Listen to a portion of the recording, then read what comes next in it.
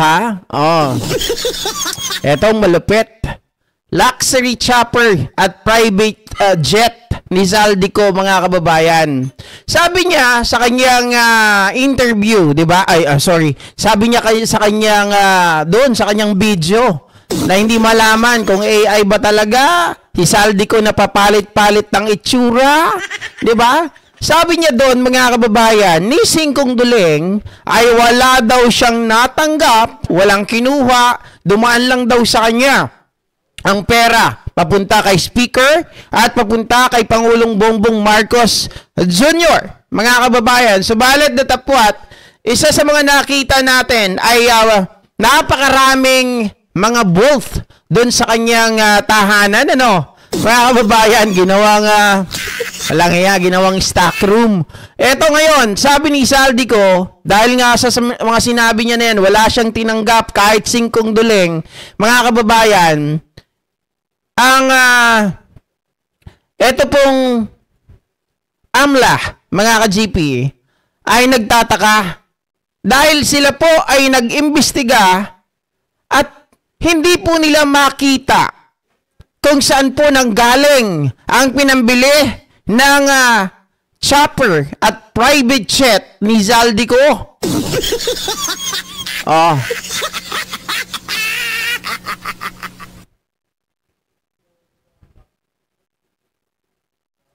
Wala. wait lang.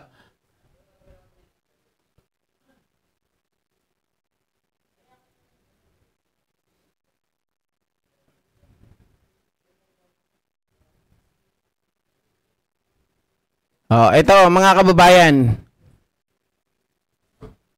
Kala ko nawala. Hindi ko lang pala napindot. Bulag talaga. Oh.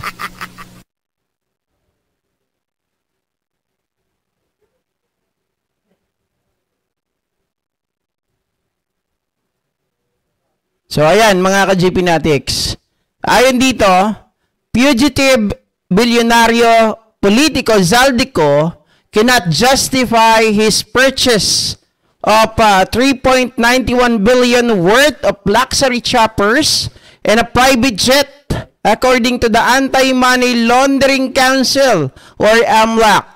Mga kababayan, dinukot sa 10 billion ghost kickbacks, mga kababayan. So ngayon, nagtataka ngayon ang, siyempre, tayo ba naman mga kababayan, kasi bakit walang trace? Bakit wala pong makita kung saan nanggaling, paano nabili ang 3.91 billion worth na ito? Sabi rito, mga ka-GP Natics, these were among air assets that allegedly sought to deregistered shortly before AMLA launched its probe into his holdings after the widening scandal exposed the depth and duration of his involvement in the corruption scheme. This acquisition is inconsistent with the company's financial capacity, considering that in the previous years leading to the purchase, 2022 and 2023, MADC audited financial statements reported consecutive operating losses and accumulated deficits, raising a strong presumption that the acquisition was financed through externally sourced. Mga kababayan, nako, anong yan? Sino? Saan galing?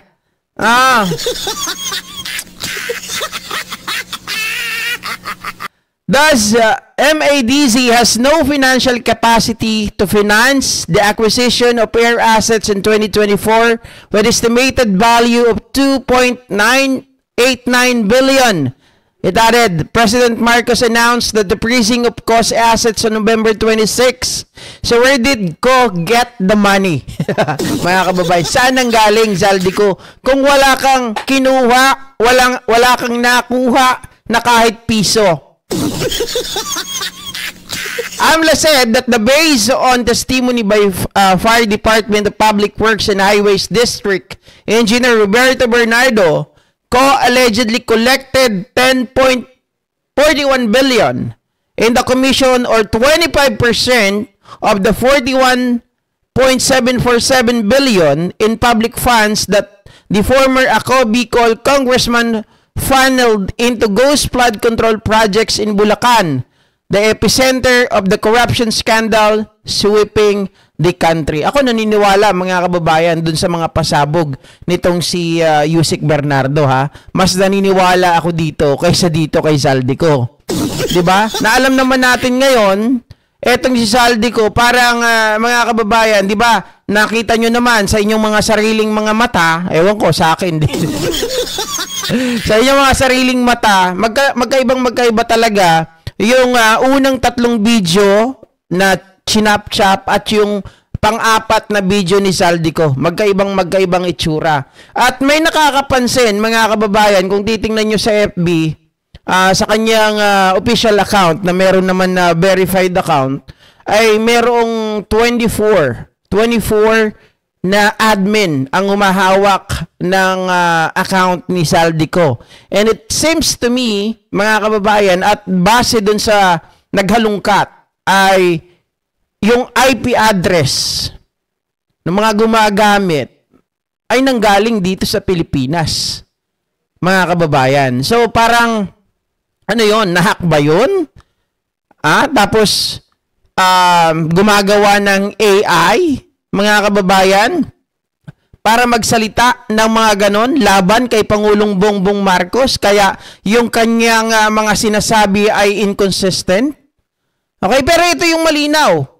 Yung kanyang choppers, mga kababayan, yung kanyang mga private jet, saan ang galing ang pinambili? Kung lugi naman pala, kung mga kababayan, di ba? Kung hindi kayang tugunan. So, matindi matindi.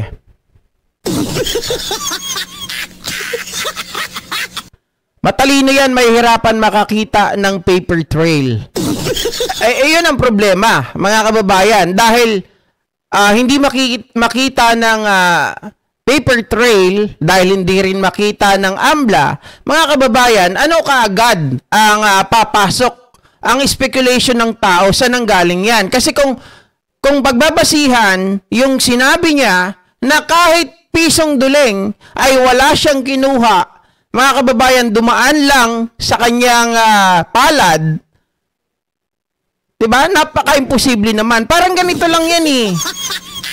Ang gusto kasing palabasin netong si Zaldico, mga kababayan, parang ganito, nagnakaw sila sa bangko. Diba? Kasama siya sa tagapagtago ng pera. Tapos, mga kababayan, wala daw siyang natanggap kahit piso. Papayag ka ba na magnakaw nang wala kang kahit 5 duling na makukuha? Katarantaduhan, di ba? Sabi ni Papa Cho, baka may troll farm na din.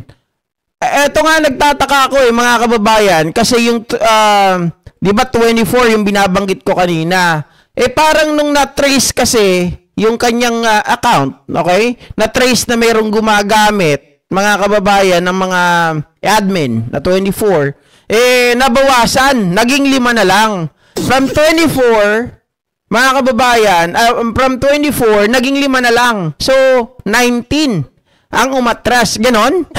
Natakot ba yon mga ka-GPnatics? Oy, Mac 1. Shoutout sa'yo, Kabsat. Diba, mga ka-GPnatics? Kaya ngayon, lahat ng nangyayari, sabi ko nga, hanggat hindi ko nakikita si Zaldico na lumabas, kahit via Zoom, para makita natin yung totoong itsura niya, dapat talaga wag maniwala doon sa lumalabas na mga video niya unang-una. Yun ay hindi naman po niya pinanumpaan. At mga ka-GPnatics, hindi naman niya sinubmit yung mga dokumento na di umano. Mga katibayan niya. Katibayan, lalong-lalo na yung maleta na wala namang pinakitang pera. Sabi ni Rayan, baka akala niya maabsuelto siya pag wala siyang ninakaw. Mas maganda pa nga kung aamin siya na talagang may nakuha sila. Yan ang katotohanan, Rayan. Tama, I totally agree. Para paniwalaan ka ng tao, parang kay Yusek Bernardo. 'Di ba? Nung una pa lang pagka-submit niya o pagkaupo niya sa Senate, mga kababayan, sinabi niya talaga at na mayroon siyang kinalaman, 'di ba? At sinabi niya na syempre, ang pag nagkamali ka, pwedeng ituwid sa pamamagitan ng pagtitestify ng katotohanan para maisiwalat. Kasi kung lalabas ka doon, tapos ang dami mong mga bolt-bolt ng pera, tapos sasabihin mo, wala kang nakuha, katarantaduhan yun. Salamat nga pala sa nagbigay nitong damit ko, mga kababayan, Sige, misis ko. Misis ko. Ayun, napakaganda, Bagay na bagay, Lapad na ng katawan ko dito.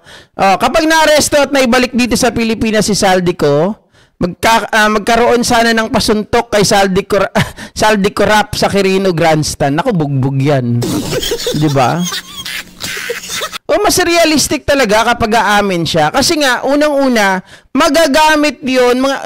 Sasabihin mo, mga kababayan, magko-corroborate kasi yun nakatanggap kami, kasama ako doon. In fact, ito nga yung natanggap ko Ganito, ganyan. Di ba? Kaysa yung sasabihin wala ka natanggap, paano ka paniniwalaan?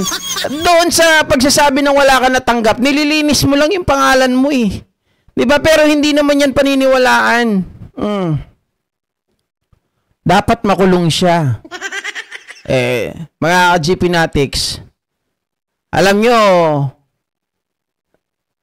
sa mga nangyari na itong mga nakaraang araw, di ba may bali-balita pa nga na yung kanyang abogado, di umano, ay nakipag-usap kay Pangulong Bongbong Marcos. At sinabi nito na ay titigilan yung paglabas ng kanyang mga video kapalit po ng hindi pagkakansela ng kanyang pasaporte. 'Di ba? 'Yun ang mga usap-usapan nung nakaraan. So, sa totoo lang, mga kababayan, talagang marami ng mga lumalabas ngayon Hindi natin alam kung sino na nagsasabi ng totoo. Marami nang gustong sirain ang Pangulo at kahit si Speaker Bogie D, napapabalita na gustong palitan nitong si Gloria para ma-impeach si Pangulong Bongbong Marcos, 'di ba? Mga binabaliktad na nila yung ngayon, yung sitwasyon, mga ka-GP.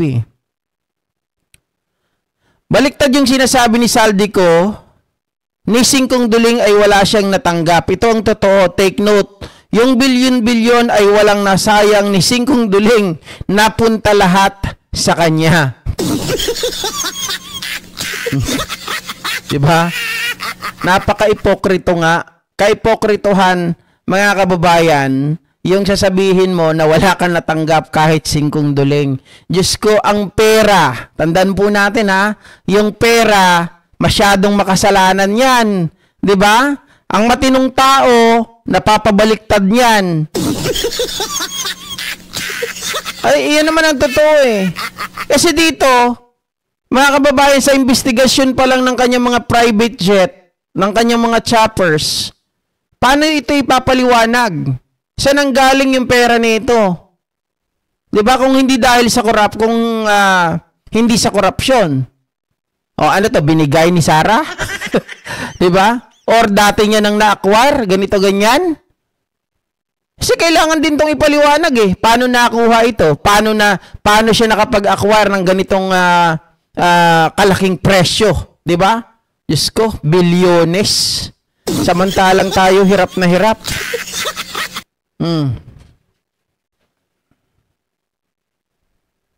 Dapat yung kay Pangulo mismo nang galing ang balita, Sir GP, gaya ng inuulat po niya. Anong klaseng balita, Ma'am Anagari? Oy, Papa Cho, salamat sa pag-share ng blessing Thank you so much sa'yo. Okay? So, ayan mga kababayan, ayon sa investigasyon ng AMLA yan na hindi po nila matrace kung saan po nanggaling, paano na-acquire ni Saldico ang ganong kamamahal na chopper at private jet. Diyos ko.